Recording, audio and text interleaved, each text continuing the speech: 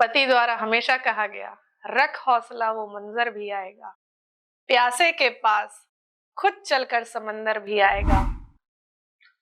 आत्मविश्वास नाम की कोई चीज थी नहीं, जीने की इच्छा खत्म हो चुकी थी। लगा कि अब आज तक अपने अंदर में दबा कर रखी थी, आज ये मंच में मैं साझा करना चाहती हूँ। जय जोहार सब्बो संगवारी मनला। मैं छत्तीसगढ़ के बेटी सेवक मृण्मयी शुक्ला तिवारी हूँ। आप मन के बीच में मैं उपस्थित हूँ आज अपन उपलब्धि और ओकर से संबंधित जर्नी ला बताए खातिर। मैं CGPSC 2023 के परीक्षा में द्वितीय स्थान हासिल करके डिप्टी कलेक्टर के पोस्ट पाए हम। मैं काफी खुश हूँ। आप सब मन के दुआ और सब मन के शुभकामना मोर तिरहावे। ए पूरा जर्नी के मैं कौन हावा, आखिर मोर ए उपलब्धि के पीछे कौन कौन मन के कठिन परिश्रम है, तो इन ला आप मन ला मैं साझा करना चाहत हो। मोला अब्बड़ खुशी मिली। मैं हाँ भरारी बिलासपुर के भरारी गांव के बेटी हूँ। मोर पिता श्री हरवंश कुमार शुक्ला CACB में सुपरवाइजर के पद पर रही। मोर माता श्रीमती सुशीला शुक्ला हाउसवाइफ आवे। मोर भाई डॉक्टर ऐश्वर्य शुक्ला, मोर बहिनी मृगशिरा शुक्ला। मोर ससुराल पक्ष काहे के मैं घटोली भागा मुड़ा के बहू हावो। मोर पति देव डॉक्टर नीलय तिवारी, मोर ससुर जी डॉक्टर प्रमोद तिवारी जी हावे, CMHO बिलासपुर हावे। मोर माता समान सास विनीता तिवारी जी हाउसवाइफ हावे। मोर भाई समान देवर आलिन तिवारी जी। इन सब मन के बीच में मैं अपन जिंदगी के दो परिस्थिति में हावो, एक शादी के पहली, एक शादी के बाद। और इन सब के आत्मविश्वास और मोर बर जेन इकर त्याग परिश्रम है, तेकर खातिर आज मंच में मैं खड़े होके आप सब मन के अभिवादन करके अपन जिंदगी के उतार चढ़ाव, खुशी, उपलब्धि के चीज ला साझा करत हूँ। मोर प्रारंभिक शिक्षा DAV public school Vasant Vihar ले होए है। नर्सरी से लेके 12वीं तक मैं मेधावी छात्रा रहे हूँ। ए सपना देखे बर मोला मोर माता पिता भगवान स्वरूप मोर माता पिता मन प्रेरित करेन हवे। मोर भाई है एमा एक महत्वपूर्ण योगदान दे हवे। मैं जब स्कूल ले पास आउट हुए 12वीं में मोर अच्छा प्रतिशत आई, काफी अच्छा प्रतिशत आई। मैं हाँ मैथ्स कंप्यूटर वाले छात्र रहे हूँ, तो मैं इंजीनियरिंग फील्ड में जाना चाहत रहे हूँ। अपन पिता ला CACB में शुरू से देखे हूँ, तो मोला लगे इसके महू है एकरे बर उचित हूँ। मैं कॉलेज में एडमिशन लिए, अच्छा परिणाम रही। कॉलेज गए मैं GC जगदलपुर ले मैं पढ़ाई करे हूँ। वहाँ मैं हाँ कॉलेज टॉपर बने हूँ, ब्रांच टॉपर बने हूँ। सतत प्रयास करके काफी अच्छा अंक हासिल करके एक उपलब्धि हासिल करे वहाँ। मोर पिता चाहे कि जो मेरी बेटी है ना, वो बेटी नहीं है, वो किसी से कम नहीं है। वो हर वो चीज कर सकती है जो एक लड़का कर सकता है। वो विश्वास में कम नहीं है, वो अपने हौसले जज्बे में कम नहीं है। ये जो मेरे अंदर आत्मविश्वास उन्होंने डाला, यही आज मुझे यहाँ तक खड़ा किया। पिता है 2015 में टूटेजा ट्यूटोरियल के बुकलेट भेजिस मोला। मैं CGPSC के बारे में कुछ नहीं जानत रहा, मुझे कुछ भी नहीं पता था कि CGPSC होता क्या है। मैंने कभी लाइफ में नहीं सुना था, और जब सुना तो फिर लक्ष्य हासिल करने तक छोड़ा नहीं उस परीक्षा को। तो पापा ने कहा कि देखो बेटा, इसको थोड़ा पढ़ लेना, इंटरेस्ट आए तो कर लेना, अदरवाइज जो करना चाहो तुम कर लो, हम तो तुम्हारे साथ। मैं पढ़ी, मेरे दोस्त जो रहते थे वहाँ कॉलेज टाइम में वो बोलते थे कि ये क्या पढ़ रहे हो तुम इंजीनियरिंग से अलग। मैं बोली कि बस यार देखते हैं। फिर 2015 में मैं बैठी, एक सिंपल ट्रायल टाइप का बैठी, कुछ समझ नहीं आया। 2016 में जब मैं अटेम्प्ट की सीजीपीएससी, उस टाइम जब पास आउट हो गई तब मुझे लगा कि मैं खाली घर में नहीं रहूंगी, मतलब मुझसे ऐसा घर में बैठा नहीं जाता। तो मैं एलसीआईटी ज्वाइन की। एलसीआईटी में वहां के जो स्टूडेंट से मेरा इंटरेक्शन हुआ, कुछ उसमें से भी उत्साहित रहते थे सीजीपीएससी की तैयारी करने के लिए। मैं वहां क्लासेस लेती थी और एक लाइब्रेरी रहता था एक, तो वहां मैं पढ़ते रहती थी। वहां के बच्चे भी आके मुझे पूछते थे मैडम आप पढ़ती क्या रहती हैं? तो बोले सीजीपीएससी की तैयारी कर रही हूँ। और टुटेजा से मैं कोचिंग भी ले रही थी उस टाइम। शाम को फिर मैं कोचिंग करती थी, सुबह जाके एलसीआईटी में पढ़ाती थी। तो वहां के सारे बच्चों को, वहां के सारे टीचर्स को, एचओडी सर थे वहां, राठौर सर, उनको भी पता चल गया था कि ये तैयारी कर रही है सीजीपीएससी की। मैं दिन भर पढ़ते रहती थी।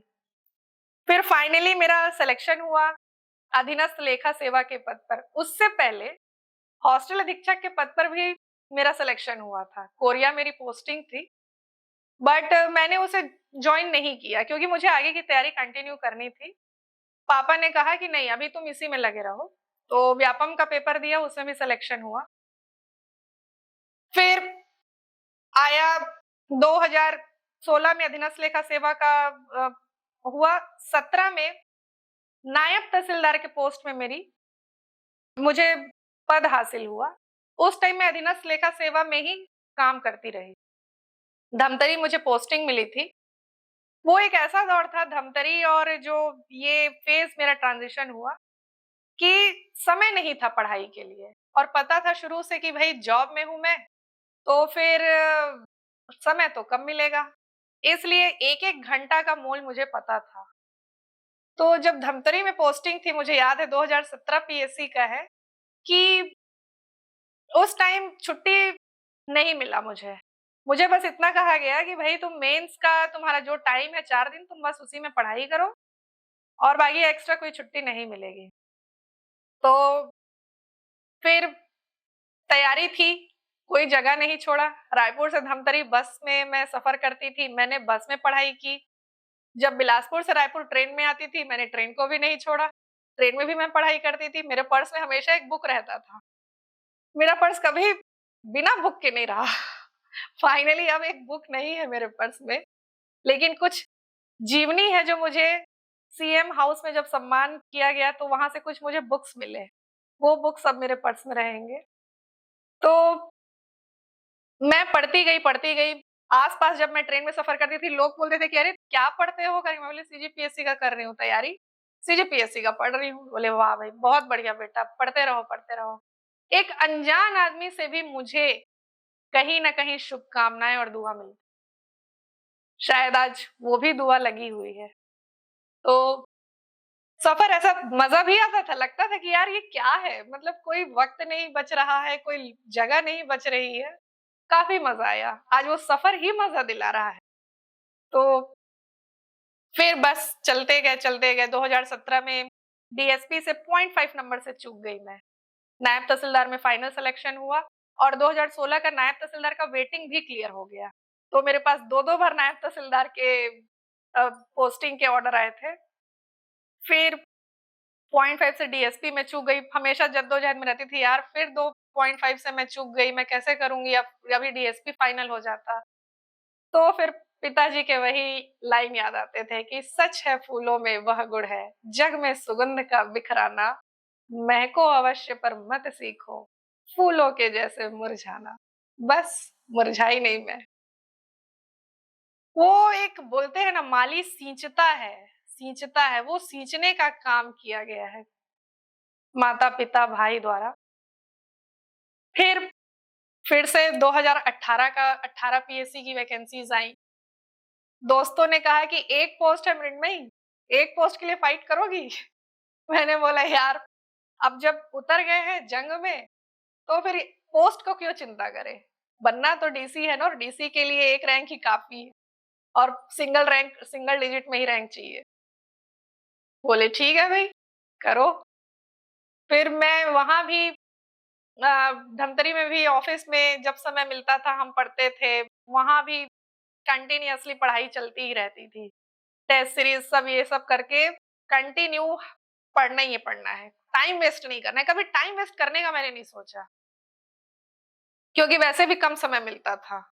तो जो टाइम बचता था, एक एक घंटा लगता था कि बस एक घंटे में बस एक सब्जेक्ट ही कंप्लीट क्यों ना हो जाए। हालांकि नहीं होता था, प्रैक्टिकली नहीं पॉसिबल है, बट ठीक है, समय का महत्व समझ आता था। फिर 2018 पीएससी का वो दौर था। फाइनली रिजल्ट आया 20 जनवरी 21 जनवरी 2020 को रिजल्ट आया। उस दिन माता पिता भाई के जो आंख में आंसू थे ना, वही मेरी सफलता की मेडल। उनके कठिन परिश्रम का वो एक मेडल था जो मुझे मिला। 2018 पीएससी में 6वां रैंक लाई और राज्य में नाम रोशन किया सभी की दुआओं से। पापा इतने खुश थे, मम्मी इतनी खुश थी, बट मुझे पता था जर्नी खत्म नहीं हुई है। आज भी बुक रखना पड़ेगा बैग में। फाइनली सब बढ़िया था। भाई ने कहा कि तुमको रुकना नहीं है भाई, ठीक है तुम कंटिन्यू करो। फिर चला चला सफर। बहुत खुश थे, बहुत खुशियां हमारे घर में आई, बहुत लोग आए, बहुत हमको शुभकामनाएं मिली, सबका आशीर्वाद मिला। भरारी परिवार से, मेरे मामा पक्ष हैं खैरा परिवार से, सबसे हमको बहुत शुभकामनाएं मिली, जितने समाज के लोग हैं सबसे। फिर ये जो जर्नी थी उस समय मैंने नहीं कहा, जब 6th रैंक आई थी, कि 6th रैंक पाना भी इतना आसान नहीं था। 6th रैंक के पीछे भी वैसी कहानियां हैं जो मैंने कभी किसी को नहीं बताई थी, अपने अंदर छिपा कर रखी थी। जब 2016 पीएससी का समय था, तब ऐसा हुआ था कि मेरे भाई का एक्सीडेंट हो गया था, और ये एक ऐसा टाइम था जब कल इंटरव्यू है और आज हम हॉस्पिटल में हैं। पापा काफी आहत थे, वो क्या सोच रहे थे मुझे नहीं पता। जैसी सुबह हुई 6 बजे वो मुझे बोले कि चलो तुम्हारा इंटरव्यू है आज, ट्रेन पकड़ना है हमको। मैं बोली पापा मैं इंटरव्यू नहीं दूंगी। उन्होंने कहा क्यों? मैं बोली कि पापा मेरे में हिम्मत नहीं है, मैं अपने भाई को छोड़ के नहीं जा सकती। तो बोले बेटा जाना पड़ेगा, कभी कभी जो चीज नहीं चाहते वो भी करना पड़ता है, जाना तो पड़ेगा। मैं बोली पापा आप चलोगे, आप तो जा नहीं सकते ना भाई को इस तरीके से छोड़ के, मम्मी को इस तरीके से। तो बोले कि हाँ बेटा मैं नहीं आ सकता, तुमको ये सफर अकेले तय करना पड़ेगा। मैंने कहा ठीक है। वो स्टेशन मुझे छोड़ने आए, मेरे हाथ में कुछ नोट्स थे। मैं बोली पापा मैं तो कुछ पढ़ी भी नहीं हूँ, और शायद जो पढ़ा है वो दिमाग में चल भी नहीं रहा है, ऐसा मुझे लगता है, हालांकि मैंने पढ़ाई की थी। तो उन्होंने कहा बस बेटा आज तुम ये सोच के मत जाओ इंटरव्यू में कि तुमसे क्वेश्चन पूछा जाएगा, तुम बस ये सोच के जाओ कि तुम में ये भरोसा है कि तुम हर परिस्थिति से लड़ सकते हो, चाहे वो पारिवारिक परिस्थिति हो। एकेडमिक तो बहुत छोटी चीजें होती है, परीक्षा पास करना एक बहुत छोटी चीज है, तुम जीवन की परिस्थिति से लड़ सकते हो, ये आत्मविश्वास उन्होंने मुझे उस ट्रेन में दिया। और जैसी जैसी ट्रेन चलते गई आंख से आंसू बहते गए। उस दिन पिता के आंख में भी आंसू देखा, जो कि खुशी के नहीं थे, अंदर दुख का था। बोर्ड में गई, बाजकर सर का बोर्ड था, वहां बैठे थे रिटायर्ड आईएएस ऑफिसर, रिटायर्ड जज, सारे लोग थे, बड़े बड़े लोग थे। मैंने कहा कि मेरी जैसी अदना लड़की इन लोगों के सामने, और वो भी इमोशनली इतनी भरी हुई है, क्या ही भला जवाब दे पाएगी। बट ईश्वर का चमत्कार ऐसा हुआ कि जो भी पढ़ा था, उन्होंने जो भी पूछा, मेरे लगभग हर क्वेश्चन में मुझे ऐसा लगा कि मैं सैटिस्फाइड थी अपने आंसर से, और मुझे गुड, वेरी गुड के कॉम्प्लीमेंट्स भी मिले थे वहां। फाइनली 89 नंबर सिक्योर करके इंटरव्यू बोर्ड में अधीनस्थ लेखा सेवा का पद अपने लिए तय किया। अब मैं 2018 में वापस आती हूँ। ये मैंने बात 2018 में नहीं कही थी जब मेरा 6th रैंक लगा था, कि ऐसे फेज में भी अपने आप को मैंने तटस्थ रखा था। वो आत्मविश्वास कहाँ से आया मुझे नहीं पता। शायद ईश्वर की प्रेरणा थी, माता-पिता का आशीर्वाद था। अब जिंदगी में एक और परीक्षा बाकी थी। जब 2018 पीएससी का दौर आया, सिलेक्शन भी हो गया, 6वां रैंक भी मिल गया, 0.5 से जो डीएसपी से चुका था वो भी एक तरीके से भर गया था घाव, कि चलो अकाउंट ऑफिसर का पोस्ट तय हो गया। राज्य वित्त सेवा अधिकारी के रूप में जानने लगी। उसके बाद मार्च का समय था, मार्च का महीना था, 30 मार्च 2020 की बात है, जिस दिन हमारे भाग्य ने ऐसे करवट ली कि जिन्हें मैं अपना बैकबोन मानती आज भी हूं, क्योंकि मैं ये चीज स्वीकार कभी नहीं करना चाहूंगी कि मेरे भाई मेरे साथ नहीं है। वो आज भी मेरे अंदर, मेरे हौसलों में, मेरे विश्वास में, मेरी जिंदगी की कहानियों में वो आज भी मौजूद है।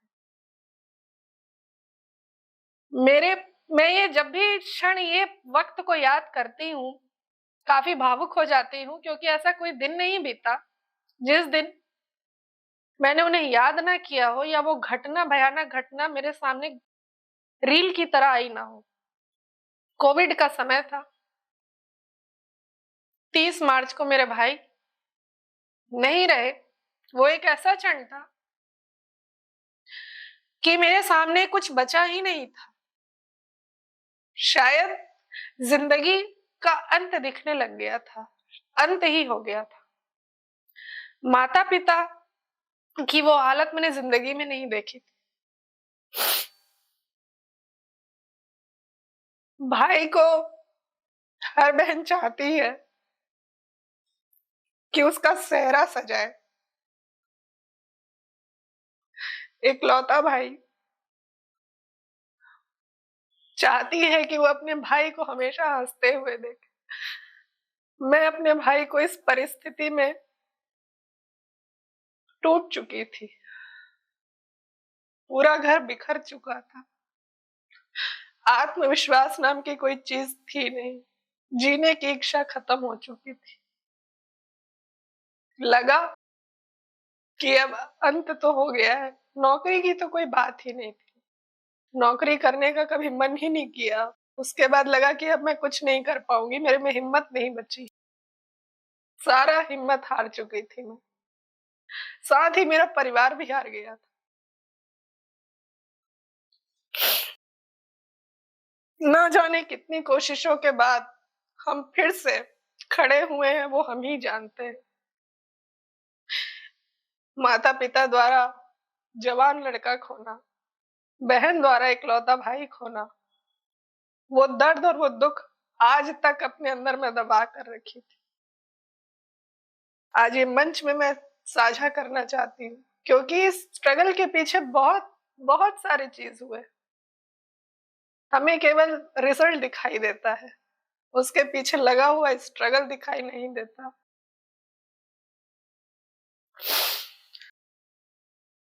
जिंदगी की पटरी आगे बढ़ते गई। मम्मी मम्मी बीमार रहती थी, उनको बहुत डर लगता था मुझे लेकर, पैनिक अटैक्स आते थे उनको। डर जाती थी कि पता नहीं मेरा क्या होगा, अब आगे मेरा क्या होगा। भाई द्वारा ही एक आशीर्वाद स्वरूप चुने गए थे एक बहुत ही साफ व्यक्तित्व के, बहुत ही विनम्र सौम्य स्वभाव के भगवान स्वरूप मेरे जीवन साथी को उन्होंने चुना था मेरे लिए। डॉक्टर निलय तिवारी जी मेरी जिंदगी में आते हैं। मेडिकल ऑफिसर हैं, उनकी भी जिंदगी संघर्षों से भरी हुई है। मुझे समझे वो। मेरा रिश्ता एक बहुत ही प्रतिष्ठित कुलीन परिवार में हुआ। घटोली बाघा मुड़ा की बहू कहलाती हूँ मैं, तिवारी फैमिली में।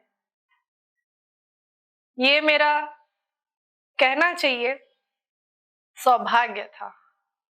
मेरे भाई का आशीर्वाद था कि ऐसे घर में गई जिस घर की कामना हर कोई करता है, पर मिलता किन्हीं किन्हीं को है। मेरा सौभाग्य था कि मैं ऐसे घर में गई जहां कभी ये फील नहीं आया कि मैं ससुराल में। कोई अंतर नहीं दिखा मुझे किसी भी प्रकार का।